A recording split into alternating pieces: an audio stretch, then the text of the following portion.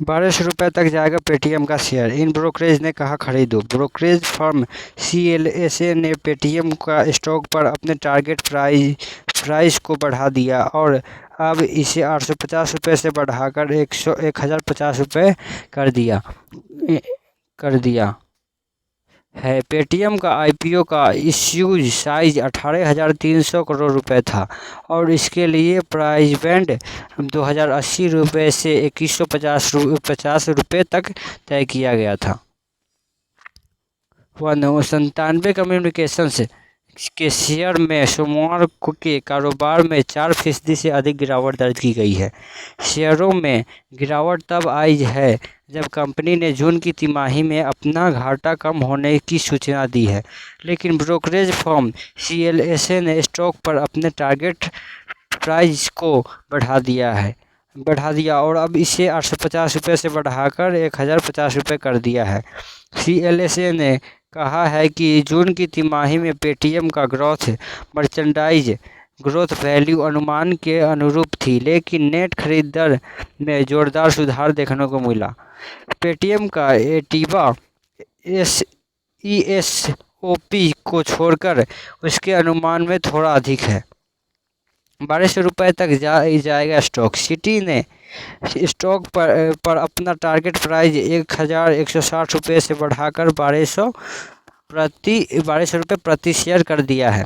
Golden man एसएसीएचएस ने कहा है कि पेटीएम वित्तीय वर्ष 2025 से शुरू होने वाले वर्ष भारत की सबसे अधिक मुनाफे वाली इंटरनेट कंपनी बनने की राह पर है। इसके स्टॉक पर ₹1200 का टारगेट प्राइस सेट किया है।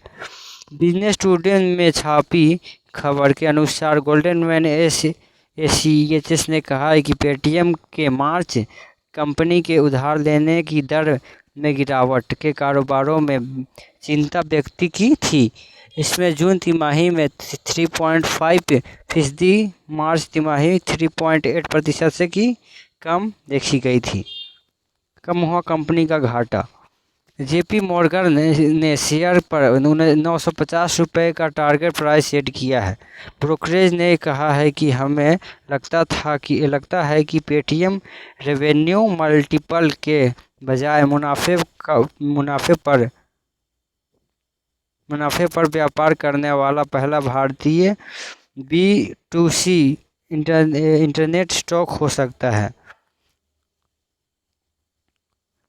इस बीच बोफा सोसाइटीज ने स्टॉक पर ₹1020 का लक्ष्य सुझाया। पेटीएम ने कहा है कि 30 जून 2023 को समाप्त तिमाही में उसका घाटा कम होकर ₹357 करोड़ हो गया है।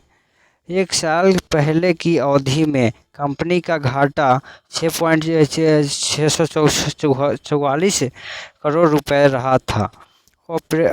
ऑपरेशन का इसका रेवेन्यू Q1 FY24 में 39% से बढ़कर ₹2,342 करोड़ हो गया, जबकि Q1 FY23 में यह ₹1,680 करोड़ था।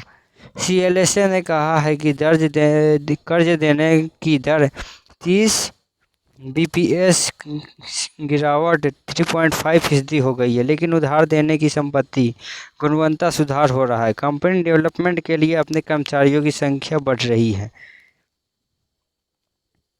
पेटीएम के आईपीओ को मिल सकता था जोरदार रिस्पॉन्स।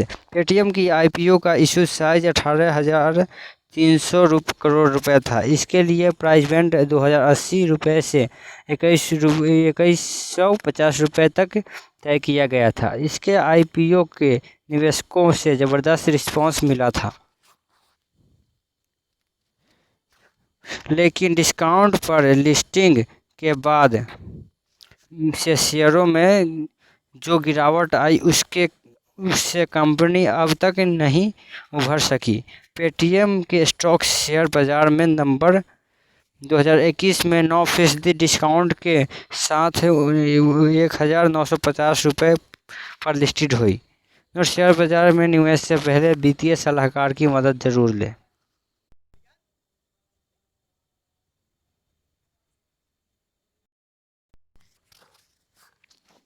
यासीन मलिक के 11 साल की बेटी का इस्तेमाल कर रहा है पाकिस्तान, पीएम मोदी पर साधा निशाना। रजिया सुल्तान आतंकवादी गतिविधियों पर के अपराध में उम्र कैद की सजा काट रहे अपने पिता की रिहाई की उम्मीद कर रही है। इसी कड़ी में रजिया ने पाकिस्तान के कब्जे वाले कश्मीर मुजफ्फराबाद के सांसद को संबोधित किया। रजिया ने संसद के विशेष सत्र को संबोधित करते हुए प्रधानमंत्री नरेंद्र मोदी पर भी निशाना साधा। कश्मीर के अलगाववादी नेता के टेररिस्ट फंडिंग मामले में तिहाड़ जेल में उम्र कैद की सजा काट रहे हैं यासीन मलिक की बेटी इन दिनों चर्चा में है। खबर है कि पाकिस्तान अपने प्रोपेगेंडा के लिए यासीन मलिक की 11 साल की बेटी की रजिया सुल्तान का इस्तेमाल कर रही है। रजिया सुल्तान आतंकवादी गतिविधियों के अपराध में उम्र कैद की सजा काट रहे हैं, अपने पिता की रिहाई की उम्मीद कर रही है। इसकी कड़ी में रजिया ने पाकिस्तान के कब्जे वाले कश्मीर मुजफ्फराबाद की सांसद को संबोधित किया। रजिया ने सांसद के विशेष सत्र को संबोधित करते हुए नरेंद्र मोदी पर भी निशाना साधा। पीएम मोदी पर साधा निशाना। रजिया ने कहा है कि मेरे पिता यासीन मलिक ने ज़िंदगी भर कश्मीर के लिए काम किया, वह कश्मीर की भलाई के पुरोधा रहे। अगर मेरे पिता को किसी भी तरह का नुकसान पहुंचता है तो मैं इसके लिए प्रधानमंत्री को जिम्मेदार ठहराऊंगी। रजिया ने सांसद को संबोधित करते हुए कहा है कि अब समय आ गया है कि कश्मीर एकजुट होकर उनके पिता की रिहाई की मांग करे। अगर उन्हें फांसी दी जाती है तो यह भारत का कल्ला धब्बा होगा।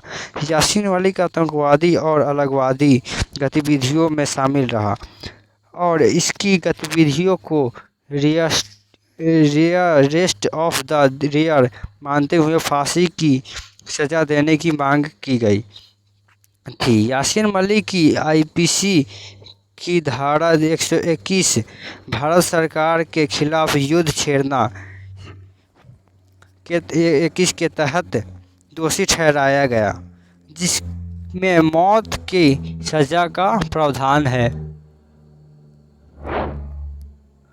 बता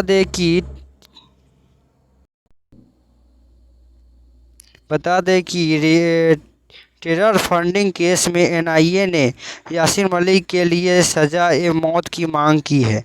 यासीन मलिक को पिछले साल मिली थी उम्र कैद की सज़ा। पिछले साल 24 मई को एनआईए कोर्ट ने यासीन मलिक को टेरर फंड मामले में उम्र कैद की सज़ा सुनाई थी। यासीन मलिक की ट्रायल कोर्ट की यूएसपीए की धारा 121 और धारा 17 टेरर फंडिंग के तहत उम्र कैद की सज़ा सुनाई गई थी, यानी 2 अलग अलग मामलों में उम्र कैद की सज़ा मिली थी।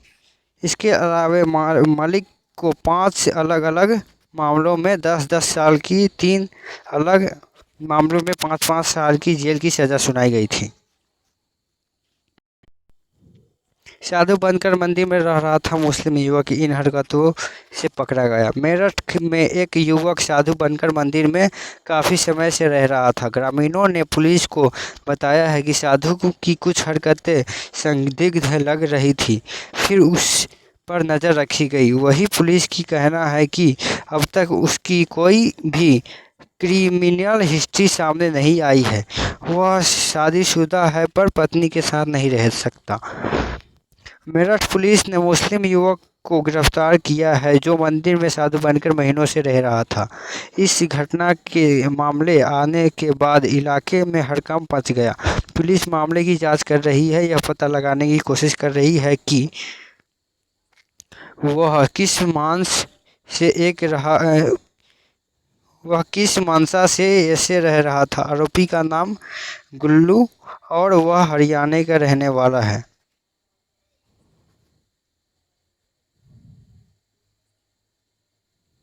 आरोपी का नाम गुल्लू है और वो हरियाणा का रहने वाला है। यह घटना जिले के मटौर गांव से सामने आई है। पुलिस की गुप्त सूचना मिली थी कि ये एक मुस्लिम युवक साधु बनकर शिव मंदिर के पास रह रहा है।